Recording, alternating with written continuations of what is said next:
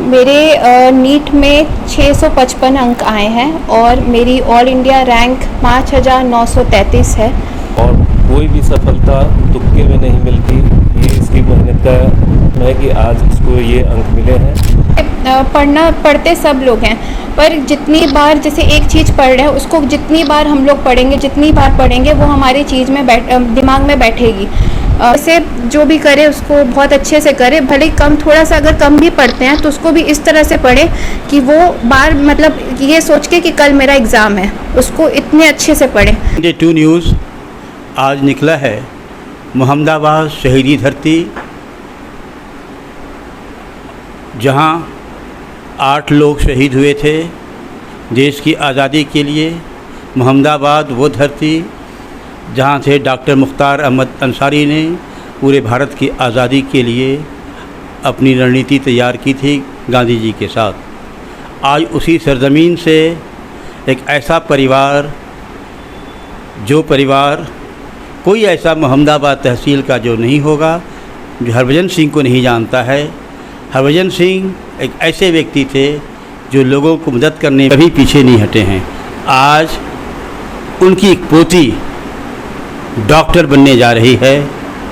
मोहम्मदाबाद बहुत खुशी महसूस कर रहा है, इसलिए मैं आज आया हूँ इस बच्ची से बात करने के लिए कि आज इस इम्तहान में कामयाबी के बाद आप क्या महसूस कर रही हैं।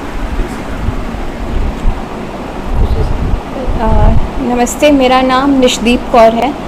मेरे नीट में 655 अंक आए हैं और मेरी ऑल इंडिया रैंक 5933 है। मैंने पिछले साल भी नीट का एग्ज़ाम दिया था और मेरा सिलेक्शन एक गवर्नमेंट कॉलेज में हो गया था।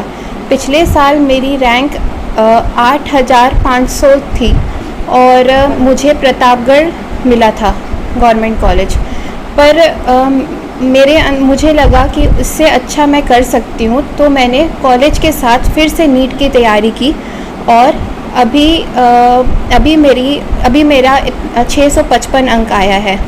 इसके लिए मैं अपने पापा मम्मी को बहुत सारा धन्यवाद कहना चाहती हूँ कि उन्होंने मुझे एक और बारी मौका दिया कि फिर से मैं नीट का एग्ज़ाम दे सकूँ और इतना अच्छा कर पाई हूँ। आप तैयारी करती थी, किस तरह तैयारी करती हैं ताकि मोहम्मदाबाद एक बहुत पिछड़ा इलाका है, ताकि यहाँ के बच्चे बच्चियों को मालूम सके किस ढंग से तैयारी की जाए ताकि वो भी नीट की इम्तहान पास कर सके। जी, पिछले साल मैंने कोटा से तैयारी किया था और एग्ज़ाम दिया था कोटा में ही। तो इस बारी पिछली बारी जो मेरे जितनी रैंक थी वो ठीक थी, पर मुझे कॉलेज मिला था और मैंने पिछले साल की ही किताबों का इस्तेमाल करके इस साल फिर से एग्ज़ाम दिया था और जो भी मुझे पिछले साल कोटा से मिला था उसी का ही मैंने इस्तेमाल किया था और ऑनलाइन बैच फ़िज़िक्स वाला को ख़रीदा था, जिनका प्राइस भी बहुत अच्छा था, मतलब ठीक था, तो मैंने उनका लिया था और बहुत अच्छा इस बार। और मैंने अजमेर से भी एक सर का सब्सक्रिप्शन लिया था, उनका सेल्सियस इंस्टीट्यूट है, नीट खाका जेई फाउंडेशन है उनका, तो मैंने उनका लिया था और इस बार और मैंने बहुत कम समय दिया था अपने इस पढ़ाई में, क्योंकि मुझे मेडिकल कॉलेज भी साथ साथ लेना था। मेरा मेडिकल कॉलेज में पिछले से पिछले महीने एग्ज़ाम भी था, जिसकी मैंने पूरी उतनी अच्छी तैयारी नहीं की थी क्योंकि मैं नीट की तैयारी कर रही थी। तो जब मेरा एग्ज़ाम था तो उसके एक हफ़्ते पहले मैंने जम के तैयारी किया था और वहाँ पर भी टॉप 5 में पोजीशन बनाई थी। मैं जानना चाहता हूँ आपसे कि बच्चियाँ या बच्चे तैयारी करें नीट के तो किस ढंग से करें, पढ़ने का रेगुलेशन कैसा होना चाहिए, ये बताइए ताकि बच्चियाँ हमारे जान सकें। जी, मैं बस ये मेरा बोलने का मतलब मैं यही बोलना चाहती हूँ कि जैसे पढ़ते सब लोग हैं, पर जितनी बार जैसे एक चीज़ पढ़ रहे हैं उसको जितनी बार हम लोग पढ़ेंगे, जितनी बार पढ़ेंगे वो हमारी चीज़ में दिमाग में बैठेगी। मेडिकल एग्ज़ाम में बहुत सारे चैप्टर्स हैं, मतलब मेरे 100 के आसपास के चैप्टर्स हैं, तो उन सबको दिमाग में बैठाना थोड़ा सा मुश्किल है। तो मतलब जैसे मेरा पिछले से पिछले साल मैं खूब तैयारी करती थी, बस दिन भर पढ़ती रहती थी। तो मतलब मुझे एक सीख इससे भी मिली कि ज़्यादा पढ़ने से नहीं होता, क्वालिटी एजुकेशन पे ध्यान देना चाहिए कि जितना हम पढ़ते हैं उसको अपने माइंड में रिटेन कर सकें। और जैसे तीनों सब्जेक्ट्स की स्ट्रेटजी, जैसे फिज़िक्स हो गया, केमिस्ट्री हो गया, बायो हो गया, तो हम उसको जो हमें हमारे पास रिसोर्सेज है उसको पढ़ें और मतलब ज़्यादा से ज़्यादा क्वेश्चन प्रैक्टिस करें। जैसे हम लोग पढ़ तो सब लेते हैं, पर जितना ज़्यादा क्वेश्चन उसका लगाएं वो उतना ज़्यादा हमारे दिमाग में वो चीज़ें बैठती हैं। लास्ट के नीट के एग्ज़ाम के 1 महीने पहले केवल टेस्ट करने चाहिए, जितने आप टेस्ट दे सकते हो, 3 घंटे 20 मिनट का अलार्म सेट करके, जितने का नीट एग्ज़ाम होता है।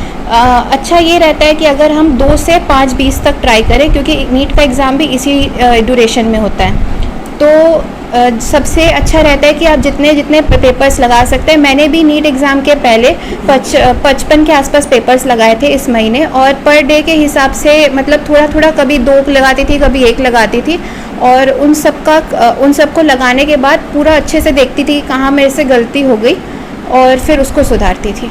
तो यानी बच्चे को जो पिछले जो क्वेश्चंस हैं उसको ज़्यादा प्रैक्टिस करना चाहिए आपके लिहाज से। जी। पढ़ना कितना चाहिए आपके लिहाज से बच्चों को? पढ़ना मेडिकल एग्ज़ाम के लिए थोड़ा मेहनत तो बहुत करनी चाहिए। मतलब मैंने भी पूरे मतलब पर डे के हिसाब से 15-16 घंटे की पढ़ाई की है। तो इसके लिए पढ़ना और एक स्ट्रिक्ट रूटीन में रहना चाहिए, कि ऐसा नहीं कि जैसे हमें नींद आ रही है तो हम तुरंत सो जाएं। उसकी जगह थोड़ा सा अपने आप को ब्रेक लेके, मतलब 10 मिनट का ब्रेक देके, थोड़ा सा कुछ मतलब दिमाग को शांत करके, कुछ खेल के या फिर कुछ गाना वाना सुन के फिर हम बैठ सकते हैं पढ़ाई करने के लिए। आलस बहुत आता है क्योंकि थोड़ी मेहनत मांगता है, पर उस आलस को भगा के नीट का क्रैक कर, क्योंकि नीट की जो सीटें हैं ऑल ओवर इंडिया वो बहुत कम है, गवर्नमेंट सीटें, और प्राइवेट कॉलेजेस की फ़ीस भी बहुत ज़्यादा है। तो मतलब ये बोलने का मतलब है कि जैसे जो भी करे उसको बहुत अच्छे से करे, भले थोड़ा सा अगर कम भी पढ़ते हैं तो उसको भी इस तरह से पढ़े कि वो मतलब ये सोच के कि कल मेरा एग्ज़ाम है, उसको इतने अच्छे से पढ़े। तो मेरा बस यही है कि मैंने ऐसी पढ़ाई की थी ये सोच के कि कल मेरा एग्ज़ाम है, और पढ़ती जब थोड़ा कम भी थी, क्योंकि मेडिकल कॉलेज के साथ थोड़ा सा 9 से 5 मेरी क्लासेस होती थी मेडिकल कॉलेज में। तो जब मैं क्लास से 6 बजे के आसपास बैठती थी पढ़ने के लिए, क्लास से आने के बाद, तो मैं पहले अपने मेडिकल कॉलेज का थोड़ा सा पढ़ती थी, और फिर उसके बाद 8 से 12 या 1 कभी 2 भी बज जाते थे तो मैं नीट की तैयारी करती थी। तभी भी एक टेस्ट ज़रूर देती थी नीट का। फिजिक्स, बायो और केमिस्ट्री जी, दोनों विषय किससे ज़्यादा फोकस था आपका? मेरा सबसे ज़्यादा फोकस बायो पे था।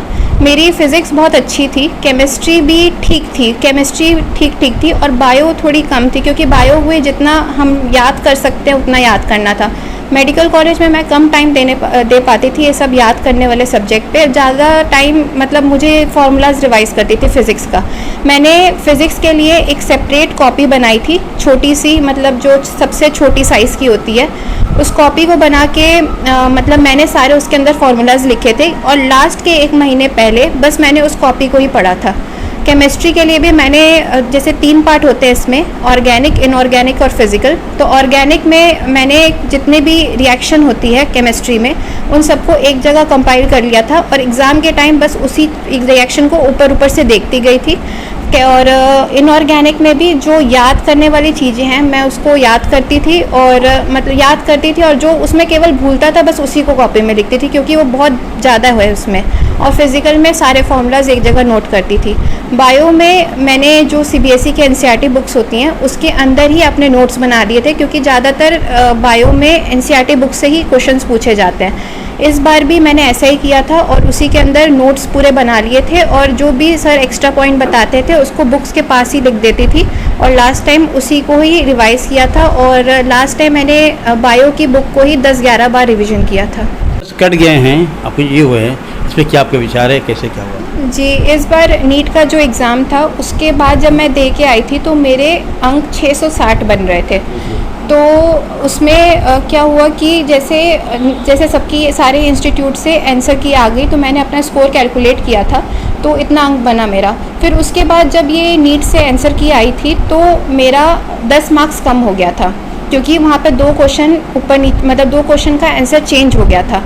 फिर उसके बाद मैं थोड़ा था कि मुझे मेरे 650 आ रहे थे, पर मुझे 650 से ऊपर के अंक चाहिए थे। तो मैं एक क्वेश्चन था, 2-3 क्वेश्चंस डाले गए थे फिर से कि इसमें अंक देने चाहिए NTA वालों को, उन्होंने दिए नहीं हैं। तो बहुत बच्चों ने चैलेंज किया था, मैंने भी किया था। तो तो इसमें फिर उसके बाद उन्होंने एक क्वेश्चन बढ़ा दिया, तो मेरे 655 बन गए थे। फिजिक्स के क्वेश्चन फिजिक्स के थे कि बायो के थे? किस क्वेश्चन किसके थे? जी, फिज़िक्स का एक क्वेश्चन पे बोनस मार्क्स मिला था, क्योंकि उन्होंने ऑप्शन ही चारों गलत लिखे थे।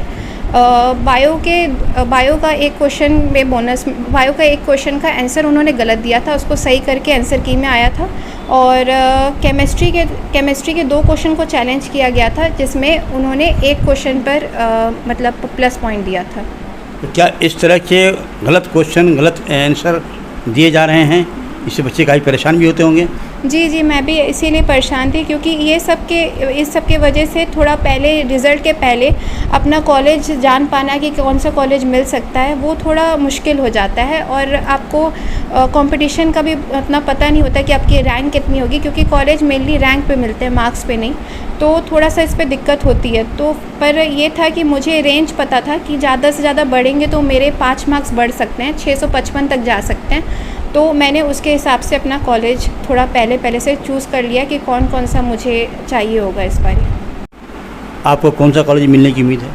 जी, मुझे लखनऊ या कानपुर तक मतलब यूपी के लगभग सभी कॉलेजेस की उम्मीद है, पर मेरा सपना लखनऊ के कॉलेजेस का है, वो शायद मिल जाएंगे, और कानपुर का तो कॉलेज है कि पक्का मिल जाएगा। इस समय बच्ची की माँ मौजूद है मेरे सामने। मैं इनसे खुद परिचय जानते हुए जानना चाहता हूँ कि आपकी बच्ची कामयाब हुई है, आप क्या सोच रही हैं और क्या आप आम लोगों को निर्देश देना चाहते हैं? हाँ जी, मेरा नाम रविंदर कौर है। मुझे बहुत अच्छा लग रहा है अपनी बेटी के लिए। पहले तो बहुत परेशान थी, मम्मी मेरे को कुछ अच्छा करना है, मैं अच्छा कर सकती हूँ। हमने कहा बेटा जो आपको अच्छा लगता है आप वो करो, हम लोग आपके साथ हैं। तो इसको कॉलेज मिल चुका था, पिछले राउंड वो प्रतापगढ़ में थी, 605 में था इसका नंबर।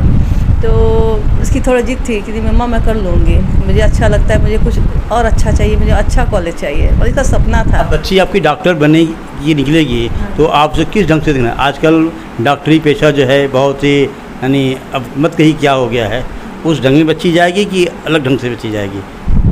बेटी चलो कुछ अलग ही है, गॉड गिफ्टेड है, मेरे को गॉड गिफ्टेड मेरी बेटी लगती है। और ये आपने खुद अचीव कर लेगी, इनकी जो लाइन को पसंद है खुद ही करेगी, चाहे वो कार्डियो में जाना है या किसी चीज़ में जाना है, इनकी जो राय होगी हम लोग साथ में खड़े हैं। लेकिन बहुत अच्छा लग रहा है, बेटी ने इतना अच्छा मेहनत की है, बहुत मेहनत की, दिन को दिन ही समझा, रात को रात ही समझा, और हम उनके साथ सपोर्ट में हमेशा खड़े रहे। 2 बच्चों के साथ, एक बेटी मेरी और है, वो भी बहुत मेहनत करती है। दोनों बच्चियाँ बड़ी गॉड गिफ्टेड हैं। नहीं, वो CA की तैयारी कर रही है।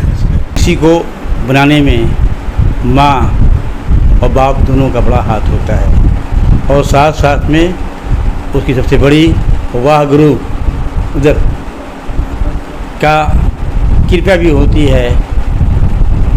मैं जानता हूँ कि किस तरह से आप सबका परिवार गरीबों के साथ खड़ा होता है, और कोई आंदोलन हो कुछ भी हो, हर जगह आप सबकी एक अलग पहचान होती है, उसी ढंग से आप सहायता करते हैं। उम्मीद करता हूँ कि जनपद गाज़ीपुर की जो आपके परिवार से एक बच्ची डॉक्टर बनने जा रही है, अब आपसे मैं जानना चाहता हूँ कि आपका परिचय देते हुए कि आपको जो बच्ची के नीड्स निकाली है तो क्या खुशी महसूस हो रही है, क्या आप लोग संदेश देना चाहते हैं? बच्ची पहले तो ईश्वर की बहुत कृपा है। मेरा नाम बलजीत सिंह है और मैं यहाँ कपड़े का व्यवसायी हूँ, और ये एक ईश्वर की कृपा है, दूसरा इस बच्ची की लगन है। बाकी पेरेंट्स सारे अपने बच्चों के लिए अच्छा सोचते हैं, हम लोगों ने भी सोचा और हमेशा मोटिवेट किया कि ये आगे बढ़े। बाकी इसमें भी बहुत योग्यता थी, इसने बहुत जम के मेहनत की है, और कोई भी सफलता तुक्के में नहीं मिलती। ये इसकी मेहनत का, परिश्रम का ये परिणाम है कि आज इसको ये अंक मिले हैं। इसको लेके हम अपने आप को बहुत गर्वान्वित महसूस कर रहे हैं कि हमारी बेटी बहुत मेहनत की है। क्षेत्र के गार्जियनों को क्या संदेश देना चाहते हैं? गार्जियनों को संदेश यही है कि बच्चों को उत्साहित करिए पढ़ने के लिए, बच्चों को अच्छे संस्कार दीजिए और अच्छी सोच दीजिए कि वो आगे चल के अपना स्थान बनाए, अपने पैरों पे खड़े हों और भीड़ से कुछ अलग लगे, भीड़ से कुछ अलग करके दिखाएं, कुछ अलग करने की चाहत हो, भीड़ में ना चले। उनको अपना एक अलग रास्ता बनाना पड़ेगा, तभी उनका नाम होगा। कामयाबी पे मैं मोहम्मदाबाद के बहुत से लोगों से संपर्क स्थापित किया, लेकिन जो सहयोग शाह फैसल अहमद ने मुझे दिया है, और ऐसे ही युवाओं की ज़रूरत है जो जिसे कामयाबी मिलती है उन तक पहुंचना, उनसे बातें कराना। आप एक वार्ड मेंबर जीते भी हैं अपने मोहम्मदाबाद नगर पालिका से, आप क्या महसूस कर रहे हैं अपने क्षेत्रवासियों को बताएं। मैं फैसल अहमद खान, मोहम्मदाबाद वार्ड नंबर 20 का सभासद।